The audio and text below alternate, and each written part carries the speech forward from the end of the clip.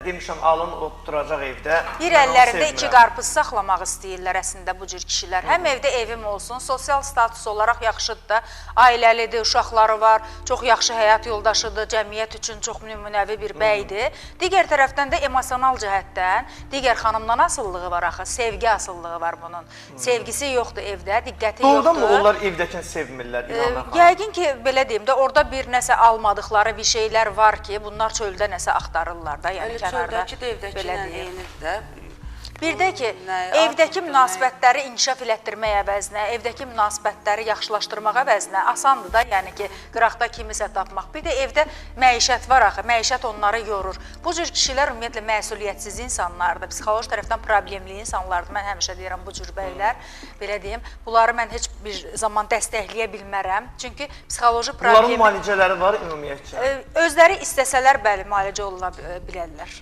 Əgər özləri istəsələr. Yəni, məcbur biz onları müalicə eləyə bilməyəcək. Yəni, qadınları bədbəxt eləyir bu tiplər Samir bəy. Mən indi bir tərəfli də danışmaq istəyəm. Çox üzr istəyirəm, evdəki xanımı da bədbəxt eləyir bu tip kişilər. Və kənardakı tanış olduğu xanımı da bədbəxt eləyir. Və sonra da ayrılandan sonra günahı xanımda görürlər. Və bu da həmin kişilərin acizliyidir. Yəni, bu evdəkini də bədbəxt eləyir, çöldəkini də bədbəxt eləyir. Bəli, evdəkiləri də bədbəxt eləyir, çöldəkiləri. Və günahkar hər zaman onlar üçün qadındır. Evdəki buna sevgi vermədi, qayğı vermədi, diqqət vermədi və yaxud da valideyn günahkardır, bu sevgisi sevləndirildi. Bəlkə doğrudan da elədir. Mən indi burada çox vaxtlı kişilərimizi günahlandıran bəylərimiz indi bizi izləyirlər. Amma çox üzr istəyirəm Samir bəy, burada bir müdaxilə edəcəm, mən bildim siz nə demək istəyirsiniz.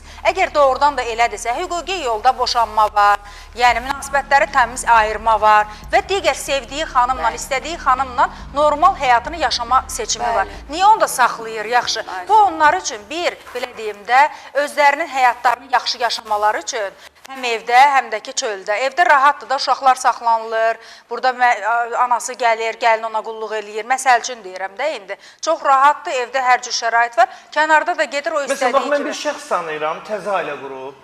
Hələ uşağı da təzə anadan olub, hələ nə bilim, təzə anadan olub. Təzə də ailə qurub, başqa bir insanla münasibəti var. Məsələn, o insanla elə bir, sanki elə bir ki, arvadı bu insandır, bu ikinci tanış olduğu. Fikirləşəm görə bunun elə toyunun səsi, sədası şeydən getmir, şadlıq evinin həyətindən getmir. Bu nə oldu? Bu nəyə görə bəs ailə qurubdur? Səbəb nədir? Onun ac hissləri var da, onu doyuzdurandan sonra ola bilsin ki, ailəsinə qayıtdı. Yəni ki, əgər doğrudan da o kənardakı insanı sevirsə, doğrudan da bu sağlam bir bəydirsə, sevirsə yox. Əslində bunlar heç kimi sevmir bu cür bəylər, ancaq özlərini sevirlər. Mən bunu demək istəyirəm. Onların sevgisinə xanımlar inanmasın.